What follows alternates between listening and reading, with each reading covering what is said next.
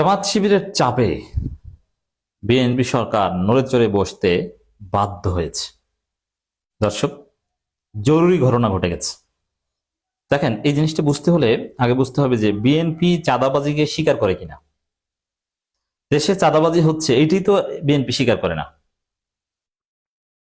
তারা সমঝোতার ভিত্তিতে হচ্ছে বলে দাবি করে যে না, এই যে সড়কে যেটা দেখছেন এটা চাঁদাবাজি না, এটা চাঁদা নেয়া, এটা মালিক সমিতি, শ্রমিক সমিতি তারা শ্রমিকদের মালিকদের কল্যাণের জন্য নিয়ে থাকে।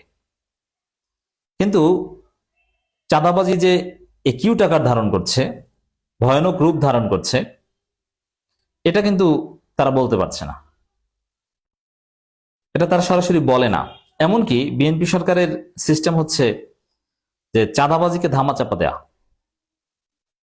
যেমন চাঁদাবাজির কোনো রিপোর্ট বিএনপির কেউ ছাড়া তো আর চাঁদাবাজি করতে যায় না, চাঁদাবাজি মানেই বিএনপি।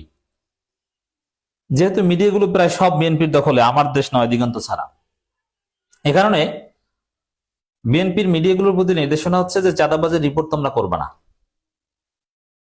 চাঁদাবাজির ঘটনাকে কেন্দ্র করে যদি কোনো হত্যাকাণ্ড বা আহত হওয়ার ঘটনা ঘটে, তাহলে ওটাকে সামাজিক প্রভাব বিস্তার বা আহত এভাবে রিপোর্ট করবা। চাঁদাবাজি চলছে বিএনপি সরকার আমলে, এটা বুঝতেই দিবা না। কারণ জামাত এনসিপির প্রধান প্রচারই হচ্ছে বিএনপির বিরুদ্ধে, অভিযোগ হচ্ছে যে এরা চাঁদাবাজ সরকার।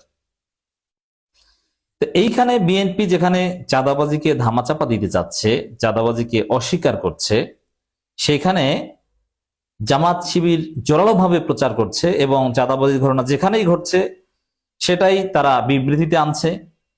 এখন পর্যন্ত রাজপথে নামে নাই, সামনে রাজপথে নামবে।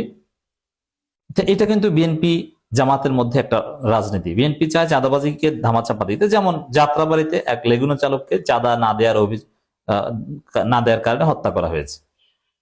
এটা জামাত এনসিপি সবাই বিএনপির বিরুদ্ধে প্রতিবাদ করেছে।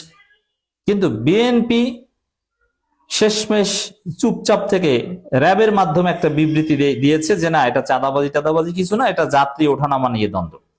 এরকম চাঁদাবাজির প্রত্যেকটা ঘটনা বিএনপি একটা ভিন্ন রূপ দেওয়ার চেষ্টা করে। সেখানে জামাত এনসিপি চাঁদাবাজির কথা মিডিয়াতে তাদের হাতে নাই, সোশ্যাল মিডিয়ায় প্রচার করে পলিটিক্যালি এস্টাবলিশ করে বিএনপি সরকারকে ব্যবস্থা নিতে বাধ্য করছে। এটি হচ্ছে জামাত এনসিপির রাজনৈতিক সফলতা। হ্যাঁ, এটাই করছে জামাত শিবির। বিশেষ করে শিবির কিন্তু লিমিটেড স্কেলে চাঁদাবাজির বিরুদ্ধে রাজপথে অলরেডি নেমেছে। শিবির বিভিন্ন জায়গায় চাঁদাবাজির বিরুদ্ধে মিছিল করছে। দর্শক দেখেন খবর, চাঁদাবাজির বিরুদ্ধে জিরো টলারেন্স নীতির নির্দেশ আইজিপির। কেন? বিএনপির ভাষায় তো চাঁদাবাজি নাই, চাঁদাবাজি ঘটছে না, ঘটছে যা সেটা অন্য কিছু। এখন আবার জিরো টলারেন্স নীতি। এটি হচ্ছে যে রাজনৈতিকভাবে চাঁদাবাজি নিয়ে জামাত এনসিপি, জামাত শিবির সিরিয়াস। শিবির কিন্তু বিভিন্ন জায়গায় মিছিল করছে। এমনকি দেখেন বিএনপি কতটা চাঁদাবাজির পক্ষে, শিবির চাঁদাবাজির বিরুদ্ধে মিছিল করছে, ছাত্রদল পাশেই মিছিল করছে, শিবিরের বিরুদ্ধে স্লোগান দিচ্ছে যে গুপ্ত। এর মানে শিবিরের অপরাধ কি? তারা চাঁদাবাজির বন্ধের দাবিতে মিছিল করছে। আমির হামজা চাঁদাবাজির বিরুদ্ধে স্ট্রং হয়েছেন, এখন আমির হামজার বিরুদ্ধে ষড়যন্ত্র হচ্ছে। কুষ্টিয়ার ডিসি চাঁদাবাজি বন্ধে এমপি কে সহযোগিতা করছে, যার ফলে কুষ্টিয়ার ডিসি কে সরিয়ে দেওয়া হচ্ছে এবং জনগণ কুষ্টিয়ার ডিসি কে যাতে না সরানো হয় এই জন্য তারা মানববন্ধন করছে, মিছিল করছে। তো বিএনপির যে নীতি যে চাঁদাবাজি হচ্ছে না, তো সেখানে আইজিপি এটা বলছে যে চাঁদাবাজির বিরুদ্ধে জিরো টলারেন্স।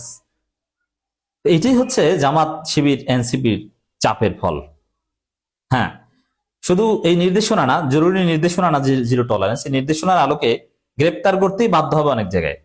জামাত শিবির এমন পরিস্থিতি তৈরি করবে, এনসিপি এমন পরিস্থিতি তৈরি করবে যে বিএনপি সরকার ব্যবস্থা নিতে, পুলিশ ব্যবস্থা নিতে বাধ্য হবে, নইলে পুলিশ নিজেই বিপদে পড়বে, টোটাল বিএনপি সরকার ক্ষমতায় থাকাটাই ঝুঁকির মধ্যে পড়ে যাবে। কারণ নির্বাচনের আগ থেকেই বিএনপিকে চাঁদাবাজ এই কথা সহ্য করে এখানে আসতে হয়েছে। তো এই জায়গায়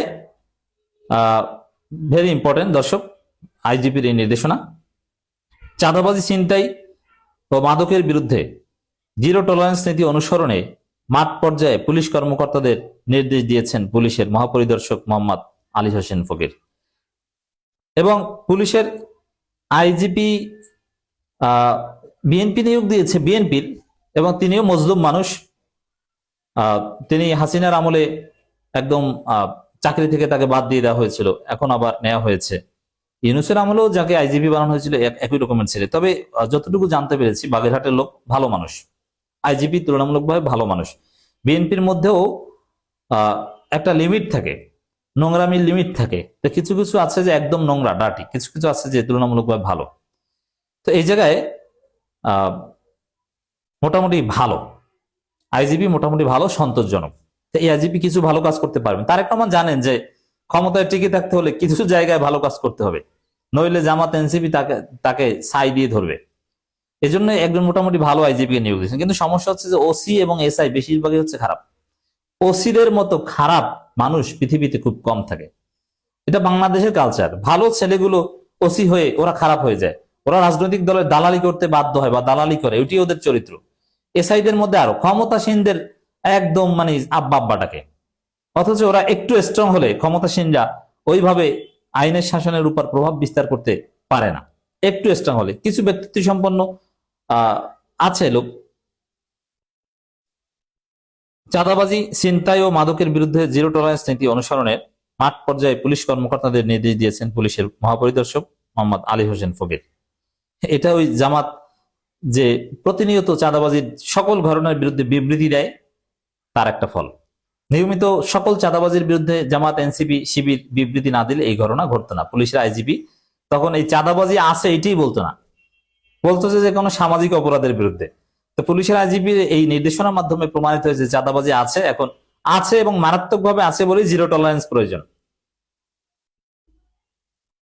সরকার পুলিশ হেডকোয়ার্টার্স থেকে অনলাইন প্ল্যাটফর্মে দেশের সব জেলা পুলিশ সুপারদের সঙ্গে আইন শৃঙ্খলা সংক্রান্ত মত বিনিময় হয়। দেখেন পুলিশের যত নিচে যাবেন তত তারা খারাপ, তবে একদম নিচের কনস্টেবলরা একটু কম খারাপ, আর উপরের লেভেলের অফিসাররা মোটামুটি ভালো। আমি পুলিশের ঊর্ধ্বতন অনেকের সাথে মিশেছি, তারা তো বিশেষ ক্যাডার, এ কারণে তাদের মধ্যে শিক্ষা দীক্ষা মিডিয়াম আছে। কিছু লোক খারাপ হয়, বিপ্লব কুমার কিংবা হারুন টাইপের লোক হয় অল্প, কিন্তু অনেকের মন মানসিকতা ভালো তুলনামূলকভাবে। কিন্তু এসআই যারা নিয়োগ পায় ওরা একদম ডাটি হয়ে যায় পরিবেশের কারণে, ওদের উপর চাপ বেশি পড়ে। আইজিপি বলেন, মহাসড়কে চাঁদাবাজি, ছিনতাই ও ডাকাতি কোনোভাবেই বরদাস্ত করা হবে না। এসব অপরাধ দমনে হাইওয়ে পুলিশের পাশাপাশি জেলা পুলিশকে সক্রিয় ভূমিকা রাখতে হবে। মানে এগুলো আছে। এবং ঈদে বিএনপি সন্ত্রাসীরা চাঁদাবাজির একটা রমরমা ব্যবসা শুরু করতে পারে, যার ফলে এটা বিশেষ নির্দেশনা, এটা জরুরি নির্দেশনার মতো। আসলে ঈদ উপলক্ষে ঘরমুখ মানুষের যাতায়াত নির্বিঘ্ন নিরাপদ করতে প্রয়োজনীয় ব্যবস্থা নেওয়ার নির্দেশ দেন তিনি। যানজট নিয়ন্ত্রণ, যাত্রীদের নিরাপদ গন্তব্যে পৌঁছানো এবং ঈদ শেষে নির্বিঘ্নে ফিরে আসা নিশ্চিত করতে সংশ্লিষ্ট সতর্ক থাকার আহ্বান জানান। মূল বিষয় হচ্ছে এটাই, জামাত শিবির এনসিপি যদি চাঁদাবাজির বিরুদ্ধে সোচ্চার থাকে এবং যে কোনো অপরাধের বিরুদ্ধে সোচ্চার থাকে, বিএনপি এভাবে লাইনে আসতে বাধ্য হবে। জামাত শিবির এনসিপি যদি চুপ থাকে তাহলে বিএনপি নির্বিঘ্নে সমঝোতার ভিত্তিতে তাদের চাঁদাবাজি এটা চালিয়ে যাবে, এটা বন্ধ করবে না। এজন্য বিরোধী দল যতটা কঠোর হতে পারবে, সরকারি দল ততটা লাইনে থাকতে বাধ্য হবে।